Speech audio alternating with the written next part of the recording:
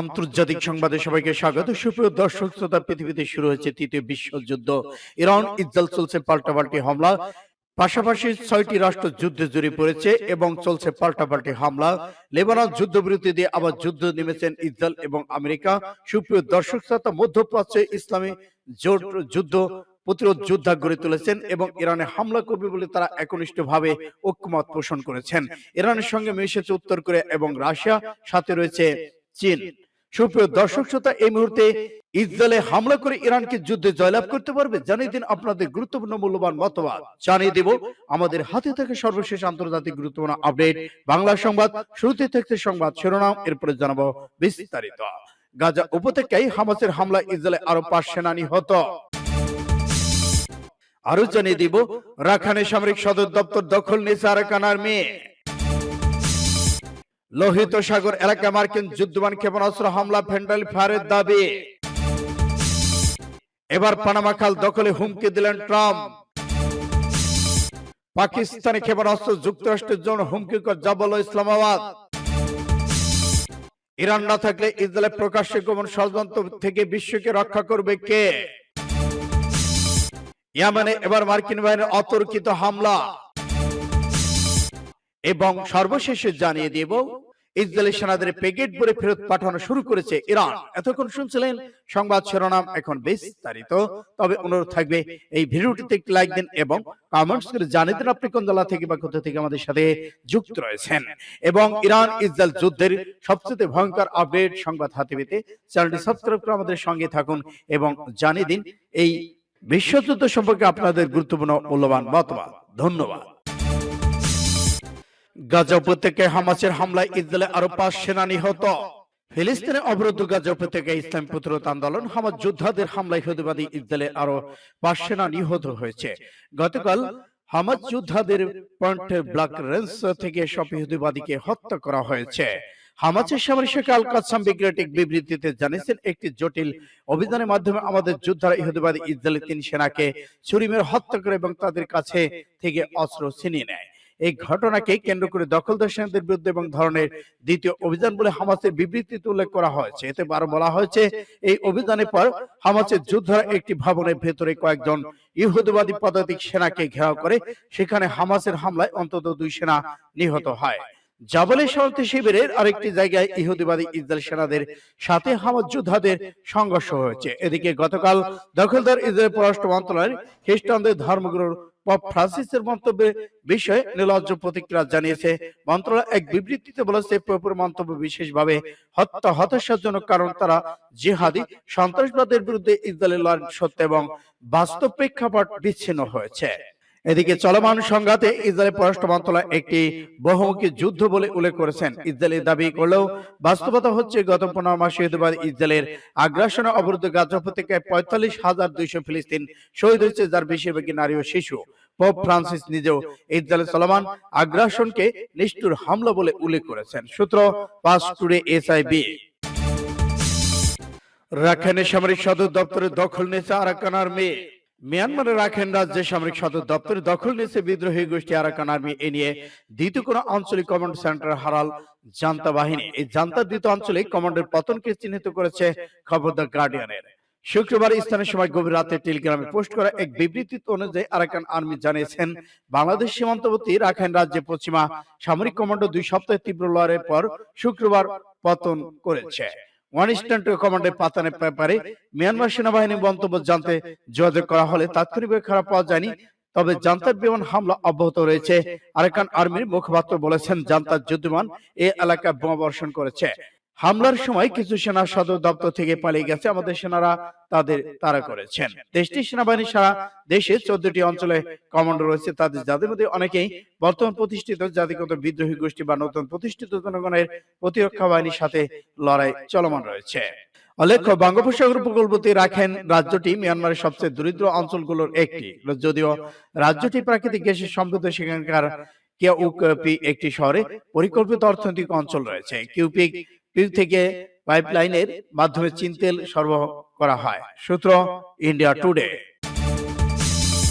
লোহিত সাগর এলাকায় মার্কিন যুদ্ধবিমানে ক্ষেপণাস্ত্র হামলা, ফ্যান্ডালি ফায়ারের দাবি। লোহিত সাগরে আকাশে আমেরিকার একটি এফএ-18 যুদ্ধবিমান ক্ষেপণাস্ত্র হামলার ঘটনা ঘটেছে। এই ঘটনায় বিমানের 2 পাইলট নিরাপদ বেরিয়ে আসতে সক্ষম হয়েছেন। মার্কিন টেলিভিশন চ্যানেল এবিসি নিউজ সহ বহু মাধ্যম এই খবর দিয়েছে। খবরে দাবি করা হয়েছে এই ঘটনাকে মার্কিন সামরিক বাহিনী দৃশ্যত ফ্রেন্ডলি ফায়ার বলে মনে করেছেন। বিমানের 2 পাইলট নিরাপদে বেরিয়ে আসতে সক্ষম হলেও একজন সামান্য আহত হয়েছেন। তাদের দুজনকে সাগর থেকে উদ্ধার করা হয়েছে। এবিসি নিউজ বলছে guided missile cruise USS Gettysburg থেকে যুদ্ধবিমানকে লক্ষ্য করে ভুলক্রমে ক্ষেপণাস্ত্র ছোড়া হয় এবং তা বিমানে আঘাত করে। যুদ্ধবিমান ইউএসএস হ্যারি এবং এস ট্রুম্যান বিমানবাহী রণতরী থেকে উড্ডয়ন করেছিলেন। ক্ষেপণাস্ত্রের আঘাতে বিমানটি ভূপাতিত করা হয়েছে। এর কয়েক ঘন্টা আগে মার্কিন যুদ্ধবিমান থেকে ইয়েমেনের উপর ক্ষেপণাস্ত্র হামলা চালানো হয়েছে। মার্কিন কেন্দ্রীয় কমান্ডো সেন্ট্রাকম এই ঘটনায় পূর্ণাঙ্গ তদন্ত শুরু করেছে বলে ঘোষণা দিয়েছেন। সূত্র ফাস্ট টুডে এইচআইবি। পানামা খাল দখলে হুমকি দিল ট্রাম্প। প্রশান্ত আটলান্টিক মহাসাগরের মধ্যে সংযোগ স্থাপন করে পানামা খাল নিয়ে পারাপারের সময় যুক্তরাষ্ট্রের জাহাজগুলো থেকে অন্য ফি আদায় নিন্দা জানিয়েছেন দেশটির নবনির্বাচিত প্রেসিডেন্ট ডোনাল্ড ট্রাম্প। খালের দখল ওয়াশিংটন কাছে ফিরে আনার হুমকি দিয়েছেন তিনি। খবর এপি। শনিবার পানামা খাল ব্যবহারের ক্ষেত্রে যুক্তরাষ্ট্রের বাণিজ্যিক জাহাজগুলো থেকে অন্যায়ভাবে অতিরিক্ত ফি আদায় করা হচ্ছে বলে সামাজিক যোগাযোগ মাধ্যম অভিযোগ আনেন ট্রাম্প। নিউজ সোশ্যাল প্ল্যাটফর্ম একে পোস্টে তিনি লিখেছেন, আমাদের নৌবাহিনী বাণিজ্যিক জাহাজগুলো প্রতি খুবই অন্যায্য আচরণ করা হচ্ছে। পানাম কর্তৃপক্ষ নির্ধারণ করা ফি হ্যাকার আমাদের দেশের সঙ্গে এমন প্রতারণা খুব শিগগিরই বন্ধ করতে হবে। তিনি আর বলেছেন, পানামাকে নিজেদের মতো করে এটিকে পরিচালনা করতে হবে। চীন বা অন্য কেউ তা করবে না। আমরা কখনোই এটিকে ভুল হাতে পড়তে দিতে পারি না। যদি পানামা নিরাপদ, দক্ষ, বিশ্বস্ত পরিচালক নিশ্চিত করতে না পারে, তবে আমরা দাবি জানাবো কোনো শর্ত ছাড়াই পানামা খালের নিয়ন্ত্রণ পুরোপুরিভাবে আমাদের হাতে তুলে দিতে হবে। পাকিস্তানে ক্ষেপণাস্ত্র যুক্তরাষ্ট্রের জন্য হুমকিকর জব্বল ইসলামাবাদ। যুক্তরাষ্ট্রের জন্য ডেপুটি জাতীয় নিরাপত্তা উপদেষ্টা জন ফিনার দাবি করেছেন, পাকিস্তান এমন ব্যালিস্টিক ক্ষেপণাস্ত্র তৈরি করছে যা দক্ষিণ বা এশিয়ার বাইরে যে কোনো স্থানে আঘাত আনতে পারবে, এমনকি যুক্তরাষ্ট্রের আঘাত আনতে সক্ষম পাকিস্তানের উদ্দেশ্য এ নিয়ে প্রশ্ন তুলেছেন তিনি। ফিনার বলেছেন, সত্যি বলতে এই বিষয়টি দেখে আমাদের মনে হচ্ছে পাকিস্তানে এসব কার্যকলাপ যুক্তরাষ্ট্রের জন্য ক্রমবর্ধমান হুমকিতে পরিণত হয়েছে। অভিযোগ নিয়ে প্রতিক্রিয়া জানিয়েছেন ইসলামাবাদ। শনিবার এক বিবৃতিতে পাকিস্তানের পররাষ্ট্র মন্ত্রণালয়ের মুখপাত্র মমতাজ জহরা বলেছেন, যুক্তরাষ্ট্র এমন আশঙ্কা ভিত্তিহীন এবং অযৌক্তিক নেই। তিনি বলেছেন, পাকিস্তান প্রতিপক্ষ দেশগুলোর সঙ্গে অন্যায়ভাবে এক পাল্লায় ফেলা হচ্ছে। রাশিয়া, চীন, উত্তর কোরিয়ার সঙ্গে পাকিস্তানকে তুলনা এই ইঙ্গিত যুক্তিহীন এবং বিভ্রান্তিকর। ফিনার মন্তব্যের প্রতিবাদে পাকিস্তান স্বরাষ্ট্রমন্ত্রী বলেছেন, এই ধরনের হুমকির অভিযোগ সম্পূর্ণ অপ্রত্যাশিত। অভিযোগটি পুরোপুরি ভিত্তিহীন এবং যুক্তিহীন, ইতিহাস বৌদ্ধ শূন্য। এটি কৌশলগত ক্ষমতা সক্ষমতা মাত্র। পাকিস্তান সার্বভৌমত্ব রক্ষা এবং আঞ্চলিক স্থিতিশীলতা বজায় রাখার জন্য এটি কোনো অন্য দেশের জন্য হুমকি হিসেবে দেখা উচিত নয়। তিনি আরো উল্লেখ করেছেন, সন্ত্রাস দমনে যুক্তরাষ্ট্রের সঙ্গে পাকিস্তানের দীর্ঘদিনের সহযোগিতা ইতিহাস রয়েছে এবং আঞ্চলিক নিরাপত্তা, স্থিতিশীলতা সকল বিষয় গঠনমূলকভাবে সম্পৃক্ততার অঙ্গীকার ব্যক্ত করেছেন। সূত্র আলাদুলু এজেন্সি। ইরান না থাকে ইসরায়েলের প্রকাশ্য গোপন ষড়যন্ত্র থেকে বিশ্বকে বাঁচাবে কে? ইসরায়েল বছরের পর বছর ধরে পশ্চিম এশিয়া পোড়ামাটি নীতি অনুসরণ করে আসছে। গাজা উপত্যকায় লাগাতার বোমা হামলা এবং ফিলিস্তিনি বেসামরিক নাগরিকদের উপর গণহত্যা থেকে শুরু করে ইসরায়েলের পরমাণু বিজ্ঞানীদের হত্যা, সিরিয়ার বিমান হামলা পর্যন্ত সবকিছু এই অঞ্চলে ইসরায়েলের অস্থিতিশীল ও নীতির অংশ। ইরানের পরমাণু কর্মসূচি থেকে বিশ্বকে নাজাত দিতে পারে ইসরায়েল শীর্ষ প্রতিবেদন। এটি ইহুদিবাদী সংস্থার গবেষক ইয়াকুব কাতজ অসাধারণ আত্মবিশ্বাসের সঙ্গে এবং ইসরায়েলি অপরাধযোগ্যের বিষয়টি এড়িয়ে গিয়ে দাবি করেছেন যে ইসরায়েল এককভাবে বিশ্বকে হুমকি থেকে বাঁচাতে প্রস্তুত রয়েছেন। ইরানের কিন্তু প্রশ্ন হলো, ইরান যদি না থাকে তাহলে কে পৃথিবীকে সবচেয়ে বড় অশুভ শক্তি অর্থাৎ ইসরায়েলের হাত থেকে বাঁচাবে? ইরানের প্রকাশ্য গোপন ষড়যন্ত্র, ধ্বংসাত্মক কর্মকাণ্ডের বিরুদ্ধে কে দাঁড়াবে? এই ইসরায়েলের কর্মকাণ্ড সারা বিশ্বের স্বাভাবিক রাজনীতিকে ব্যাহত করেছে এবং পশ্চিম এশীয় অঞ্চলে একটি অস্ত্রকে জ্বলন্ত অগ্নিকুণ্ডে পরিণত করেছে। ইসরায়েল এমন একটি অশুভ শক্তি যার প্রভাবে বিশ্ব রাজনীতি ব্যাহত হচ্ছে। পরোক্ষ প্রত্যক্ষভাবে বিশ্বব্যাপী বহু সংঘাত ইসরায়েলের ভূমিকা অনস্বীকার্য।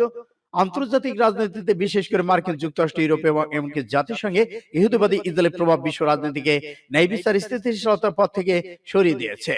এআইপিএসি এর মতো শক্তিশালী ইহুদিবাদী লবি বা মার্কিন পররাষ্ট্র নীতিকে ইসরায়েলের সেবায় পরিণত করেছে, যার ফলে শান্তি প্রতিক্রিয়া ব্যাহত হচ্ছে কিনা আন্তর্জাতিক অঙ্গে ইসরায়েলের ধ্বংসাত্মক কর্মকাণ্ডের প্রমাণ। সূত্র ফাস্ট টুডে। ইয়েমেনে এবার মার্কিন বাহিনীর অতর্কিত হামলা।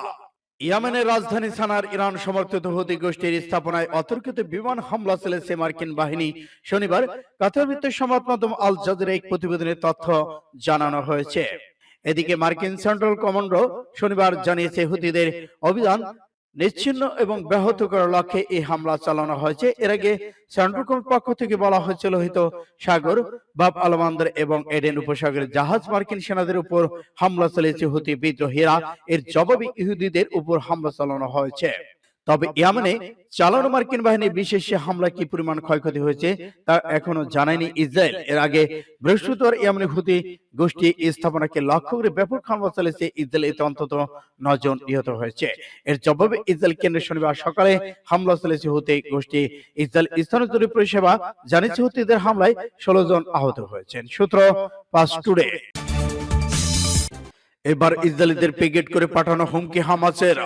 ফিলিস্তিনের অবরুদ্ধ গাজা উপত্যকায় টানা প্রায় বছর 2 ধরে ইসরায়েল এবং ইরান চলছে বিরোধী ধরনের উত্তেজনা। এমনকি গাজার ভিতরে ঢুকে ভূখণ্ডটি প্রধান সড়কে ঘিরে ফেলার দাবি করেছিল ইসরায়েলি বাহিনী। পরিস্থিতি কঠোর হুঁশিয়ারি উচ্চারণ করে স্বাধীনতা এবং সশস্ত্র গোষ্ঠী হামাস। তারা ইসরায়েলি সেনাদের প্যাকেটে ভরে ফেরত পাঠানোর হুমকি দিয়েছে এবং সেটি বাস্তবায়িত হতে চলেছে।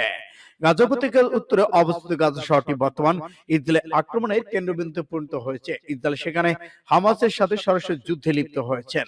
গাজার প্রবল বিস্ফোরণের মধ্যে ইসরায়েলের সামরিক মুখপাত্র রিয়ার অ্যাডমিরাল ডেন হাঙ্গারি সাংবাদিকদের বলেছেন, হামাসের প্রধান কেন্দ্রবিন্দু গাজা শহর ঘেরাও সম্পন্ন করে সৈন্যরা সেখানে যুদ্ধে রত রয়েছেন। বর্তমান যুদ্ধবিরতির কোনো সম্ভাবনা নেই।